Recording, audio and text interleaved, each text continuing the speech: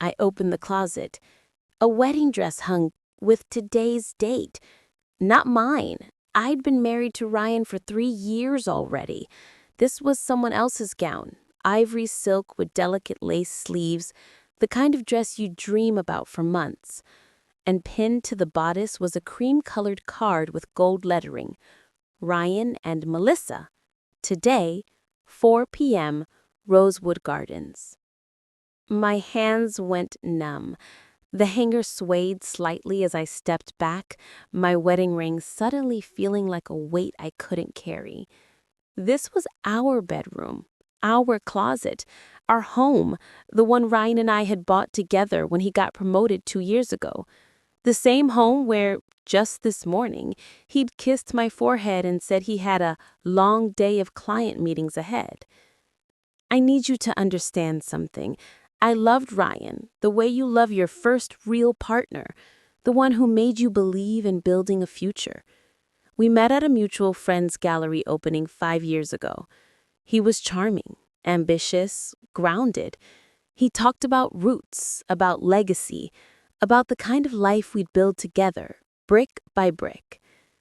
3 years into our marriage, I thought we were solid. We had our rhythms. Sunday farmers market runs, Tuesday movie nights, the way he'd rest his hand on the small of my back when we walked into a room. There were no screaming fights, no obvious cracks. But there were small things I'd ignored. How he'd started working late every Thursday. How his phone was always face down now. How when I asked about his day, his answers had become vague, rehearsed. I told myself I was being paranoid, that marriage required trust. Now, staring at that dress, every ignored instinct came flooding back. My phone was in my hand before I could think. I pulled up our shared calendar, the one we used for everything. Today's date showed one entry from Ryan. Conference, Chicago, all day. Except he wasn't in Chicago. He was supposed to be at Rosewood Gardens in 4 hours, marrying someone named Melissa. I carefully took the dress out of the closet. The fabric was expensive, recently steamed. In the inside pocket, I found a receipt. Blissful Bridal Boutique. Final alteration pickup. Today, 10 a.m. This morning, while I'd been at my sister's helping her paint the nursery, someone had picked up this dress and hung it in my home. My stomach turned. Either Ryan had brought it here himself, or... I moved through the house like a stranger, opening drawers I'd never thought to question. In his nightstand, beneath a stack of tech magazines, I found a second phone. It wasn't locked. Arrogant, careless, or maybe he never thought I'd look. The messages loaded, months of them, Melissa Hart as the contact name. Can't wait to finally be your wife, baby, 4 more weeks. I know it's complicated with her, but you promised after today, we're free. The caterer confirmed. Your mom is so excited. She said she always knew I was the one for you. His mother, the woman who'd barely tolerated me at family dinners, who'd made passive comments about my career, my clothes, my choices, she knew. I scrolled further back. The messages went back 14 months, overlapping our second anniversary, overlapping the vacation we'd taken to celebrate. There were photos, the two of them at restaurants I recognize, places he told me were work dinners. Her hand on his chest, his arm around his waist. And then I found the document, a lawyer's letterhead, consultation, RE, divorce proceedings, hold until after ceremony.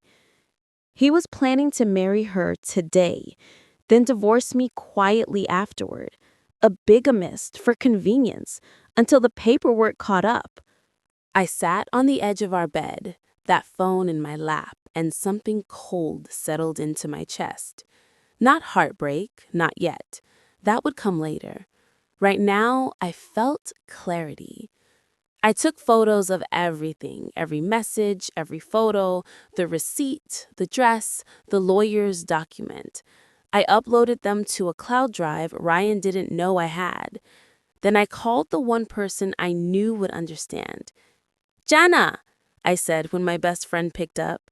I need a witness and I need you to meet me at Rosewood Gardens by 3:30. What's going on? Her voice shifted immediately from casual to alert. Ryan's getting married today, I said, and I'm going to attend. I didn't explain further. I didn't need to. Jenna had been the maid of honor at my wedding. She'd know exactly what this meant. I changed into the navy dress I'd worn to our rehearsal dinner 3 years ago. Poetic, maybe, or petty. Either way, it felt right. I printed 4 copies of the most damning messages and tucked them into my purse alongside my marriage certificate, which I'd pulled from our filing cabinet. At 3:45 p.m., I stood outside Rosewood Gardens, a picturesque venue wrapped in ivy and string lights. Guests were filtering in, dressed in pastels and linen suits, laughing, unaware. Jenna arrived, her face a mix of fury and solidarity. "You're sure?" she whispered. "Completely." We walked in together. No one stopped us. It was a wedding, after all. People assumed we belonged. The ceremony was set in the garden courtyard. Rows of white chairs faced an archway dripping with roses. I spotted Ryan's mother in the front row, wearing a lavender dress and a triumphant smile. And then I saw Ryan, standing at the altar in a charcoal suit, laughing with his best man. The music shifted. The processional began. Melissa appeared at the end of the aisle in that ivory dress, radiant and unsuspecting. I waited until she was halfway down the aisle. Then I stood. "Stop!" My voice carried across the garden, clear and calm. Every head turned. Ryan's face drained of color.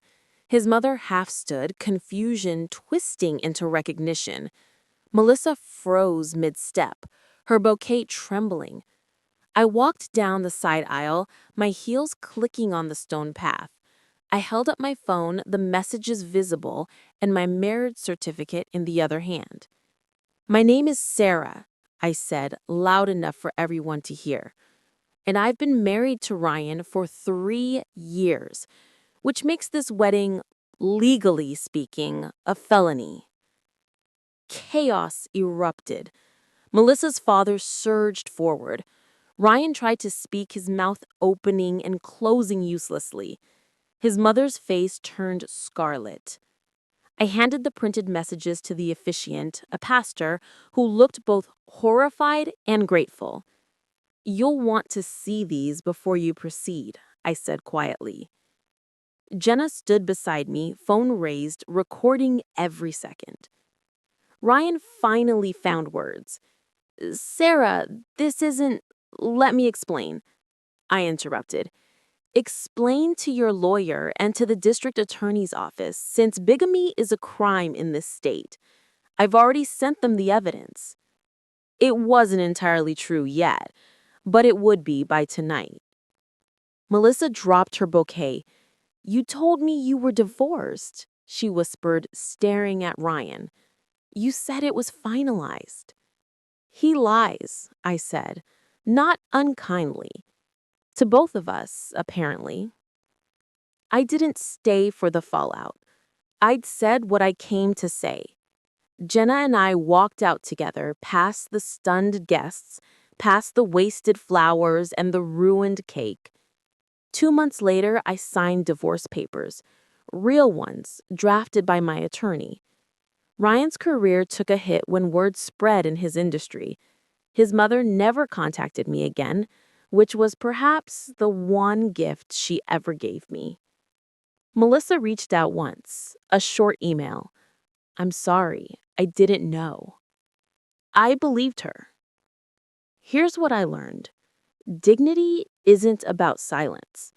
It's about knowing your worth and refusing to let someone rewrite your truth. When you find that wedding dress in your closet, you have a choice: collapse or stand tall.